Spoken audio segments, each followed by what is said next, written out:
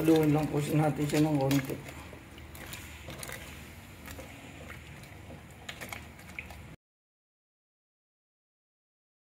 Magluto po tayo ng sigang hipon.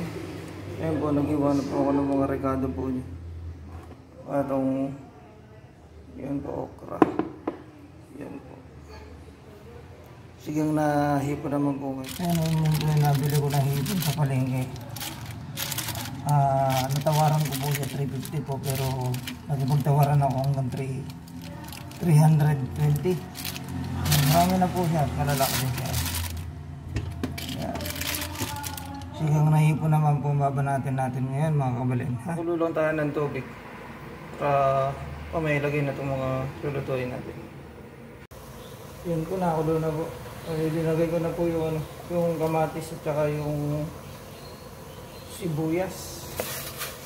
Nakulong lang po natin siya ng 2 to 3 minutes po. Hintayin po natin na guway-walay po yung sibuyas. Yan po. Bali, nakulo na po. Nahiwalay na yung sibuyas. Yan. Pwede na po natin ilagay nor sinigang.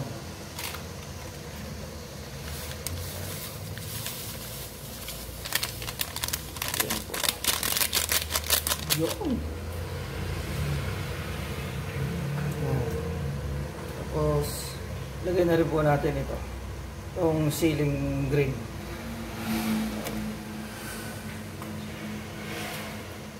Tapos maya po yung sa hipon po. Ito po naman natin nilagay yung hipon. Ayan.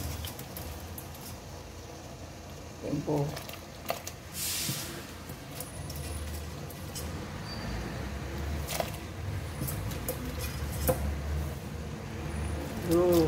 Marami po yung hipon na nabili ko na yun. Malalaki pa.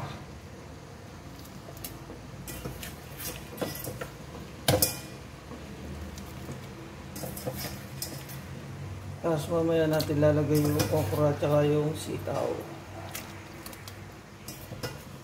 Pinakabumili ng talong. Ayan. Haluin lang po natin siya ng konti.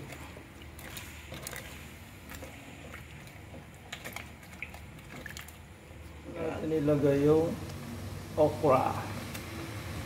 Mas maraming okra, mas masarap. Kaya sunod natin yung sitaw.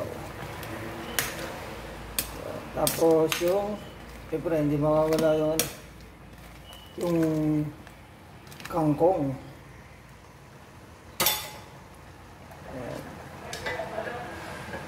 Ilagay ko na po yung sitaw.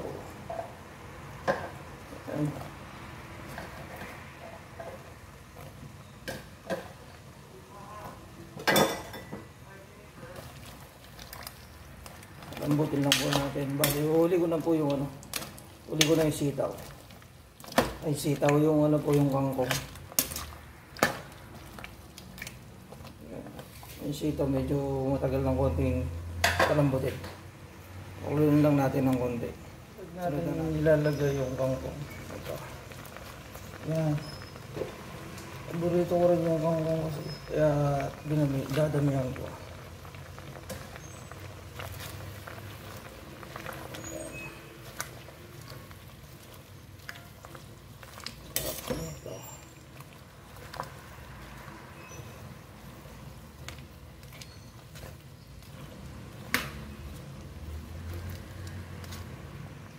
Bale, ito po, luto na po siya.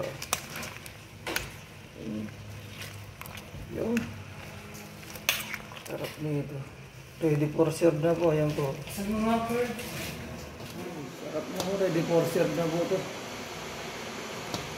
Yan. Sigang na hipon. Yan po. Yan. Unang kumain ng hipon. Si ano po yan, si Luningning. Nagpapatato po si Luningning dito po sa dorm namin. Ayan. Siya po yung unang kumain ng niluto ko. Ayan po. Ayan po. Mukha niya po si Luningning, no? pagtulog.